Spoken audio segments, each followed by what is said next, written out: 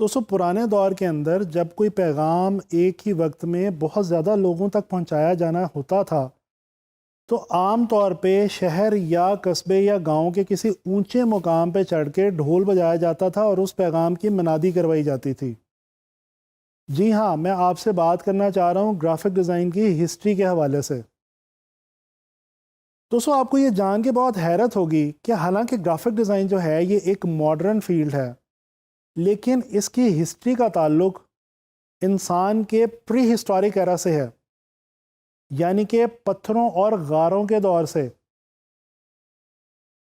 दोस्तों आर्कियोलॉजिस्ट ये कहते हैं कि पत्थरों के दौर में इंसानों ने केव पेंटिंग्स बनाई और इन केव पेंटिंग्स की मदद से उन्होंने एक दूसरे के साथ विजुअली कम्युनिकेट करने की कोशिश की। इन पेंटिंग्स के अंदर अगर गौर किया जाए तो इनके जो टॉपिक्स हुआ करते थे वो या तो फूड हुआ करते थे या शेल्टर और या फिर हंटिंग, यानी कि वो तमाम चीज़ें जो उस वक्त के इंसान की बेसिक ज़रूरियात थीं। स्पेन, बल्गारिया, फ्रांस और इंडोनेशिया जैसे ममालिक में ऐसे केव पेंटिंग्स मौजूद हैं जिनके अंदर इंसान ने एक दूसरे से विजुअल की मदद से कम्युनिकेट करने की कोशिश की है। दोस्तों इससे अगर ज़रा आगे आ जाएं तो हम ये देखते हैं कि इजिप्शियन सिविलाइजेशन में हिरोग्लिफ्स के नाम से दुनिया की पहली विजुअल लैंग्वेज के सबूत पाए जाते हैं। हिरोग्लिफ्स को दुनिया की पहली ऐसी ज़ुबान कहा जाता है जिसको इजिप्शियंस ने विजुअली अपनी अमारात और मुख्तलिफ मकामात पे विजुअल की फॉर्म में इस्तेमाल किया। अगर इससे और आगे चलें तो चाइना के अंदर पहली बार पेपर इजाद हुआ।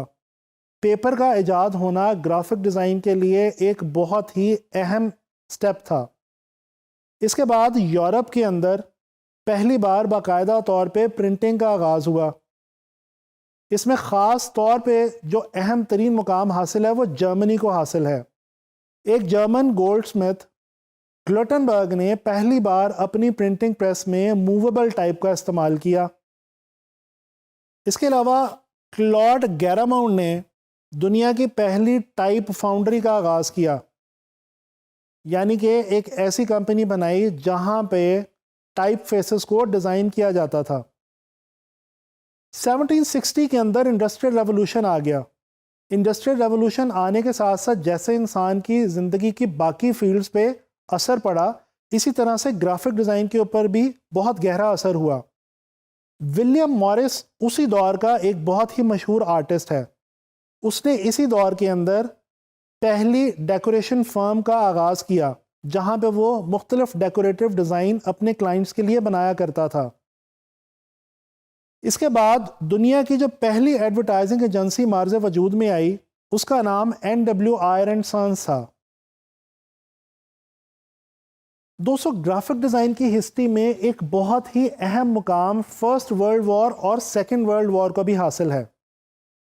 इन दोनों दुनिया की अजीम तरीन जंगों में जिन ममालिक ने एक दूसरे से लड़ाई की उनकी अफवाज को लोगों की किल्लत थी, लिहाजा वो अपनी आवाम तक ये पैगाम पहुंचाना चाहते थे कि वो लोग अपनी फ़ौज का साथ दें और फ़ौज में भर्ती हो जाएं।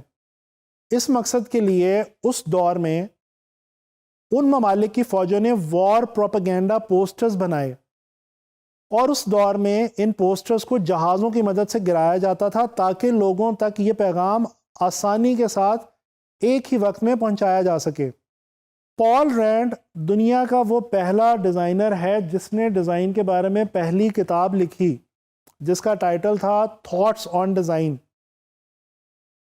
दोस्तों इससे आगे चल के देखें तो स्टीव जॉब्स ने जब मैक की बुनियाद रखी और पहला मैक सिस्टम इंट्रोड्यूस करवाया तो उसके अंदर पहली बार यूज़र इंटरफेस ग्राफिक्स की मदद से इंट्रोड्यूस करवाया गया जिसको बिट मैक ग्राफिक्स भी कहा जाता है।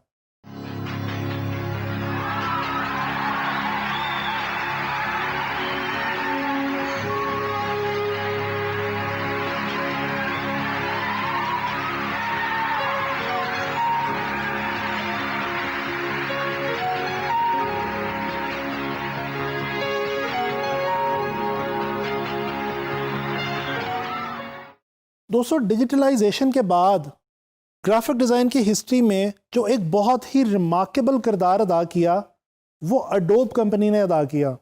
जी हाँ, इस कंपनी के नाम से तो आप सब लोग ही वाकिफ़ होंगे। अडोब कंपनी ने ग्राफिक्स के हवाले से बेशुमार सॉफ्टवेयर जो हैं वो बना रखे हैं, और ये वो सॉफ्टवेयर्स हैं जो आज के मॉडर्न वर्ल्ड में ग्राफिक डिज़ाइन और कंप्यूटर ग्राफिक्स के हवाले से बहुत ही आम इस्तेमाल में लाए जाते हैं, जिनमें से एक बहुत ही मशहूर ज़माना सॉफ्टवेयर अडोब फोटोशॉप और अडोब इलस्ट्रेटर भी हैं। गर्ज ये कि ग्राफिक डिज़ाइन है तो एक मॉडर्न फील्ड, लेकिन क्योंकि इसका ताल्लुक विजुअल कम्युनिकेशन से है, लिहाजा इसकी बुनियाद उसी वक्त रखी गई जब इंसान ने एक दूसरे के साथ पहली बार विजुअली कम्युनिकेट करना शुरू किया।